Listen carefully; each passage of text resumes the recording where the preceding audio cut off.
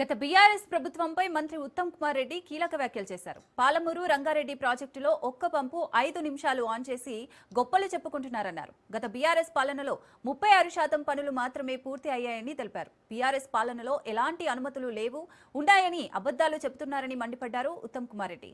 కేసీఆర్ కు కాళేశ్వరంపై ఎందుకంత మోజు అని, పాలమూరు రంగారెడ్డిపై ఎందుకు నిర్లక్ష్యం వహించారని ప్రశ్నించారు. కాళేశ్వరం ప్రాజెక్టుకు 1,00,000 కోట్లు ఖర్చు చేసి పాలమూరు జిల్లా ప్రాజెక్టుకు మాత్రం మొండి చూపారన్నారు. కల్వకుర్తి 900 కోట్లు ఖర్చు చేస్తే పూర్తి అయ్యిందని, కానీ కావాలని పూర్తి చేయకుండా ఆపేశారని విమర్శించారు.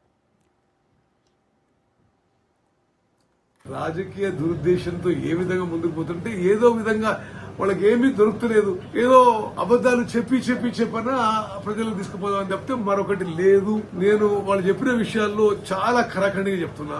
వాళ్ళు 90 టీఎంసీ పాలమూరు రంగారెడ్డి మొదలు పెట్టింది ఈ విషయం. మేము 90 టీఎంసీకే ముందుకు తీసుకుపోతున్నాము. దాంట్లో ఎవరికి అనుమానం అవసరం లేదు. వాళ్ళు 18 ఆగస్టు 2022లో ఈ 90 టీఎంసీని వాళ్ళు ఏం చెప్పినంటే 45 TMC savings in minor irrigation and మరో 45 టీఎంసీ గోదావరి వాటర్స్ డైవర్షన్ అని వాళ్లే ఇచ్చిన జియో. మేము వాళ్ళు ఇచ్చిన దానికి అనుగుణంగానే ముందుకు పోతున్నాము. మేము దానికి ఇచ్చిన అనుగుణంగా ముందుకు పోతే సిడబ్ల్యూసీ నుంచి మినిస్ట్రీ ఆఫ్ జల్ శక్తి నుంచి రిప్లై వచ్చిందంటే ఇప్పుడు ఆ గోదావరి డైవర్షన్ 45 టీఎంసీ ఇన్ఫాక్ట్ మాకు రిప్లై వచ్చిందంటే ఈ గోదావరి జలాల నుంచి మీరు అడుగుతున్న 45 TMC Godavari waters diversion the it is sub judice అనే పదం వాడినరు.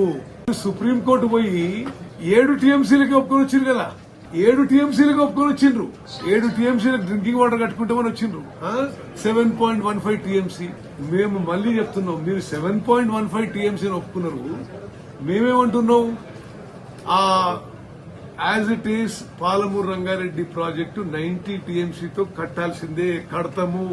ఈ టర్మ్ లో 90 టీఎంసీతో పూర్తి చేస్తాము. మీరు 10 ఏళ్లలో పూర్తి చేయలేదు, మేము పూర్తి చేస్తాము. 12.5 లక్షల ఎకరాలకు నీళ్లు ఇస్తాము. మీరు పదే అబద్దాలు చెప్పి జనాన్ని మిస్గైడ్ చేసే ప్రయత్నం చేయకండి.